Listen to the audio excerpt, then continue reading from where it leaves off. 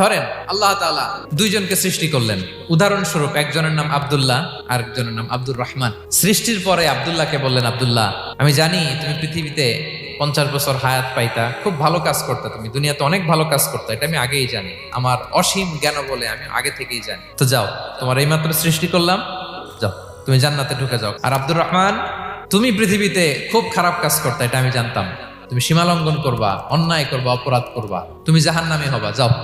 যেহেতু আমি জানি পরীক্ষার আর দরকার নেই, তোমারে জাহান্নাম দিয়ে দিলাম, যাও ঢুকে যাও। সে বলবে, আল্লাহ এই মাত্র আমারে বানাইলেন, সৃষ্টি করেই বলতেছেন তুমি জাহান্নামে যাও, আর বলতেছেন আমি জানি দুনিয়াতে পাঠালে তুমি খারাপ কাজ করবা, তুমি জাহান্নামী হবা, পাঠানোর আর কি দরকার, আগে থেকেই জাহান্নামে যাও। আল্লাহ আপনি জানলে জানতে পারেন, আমি তো জানি না, ঠিক কিনা বলেন?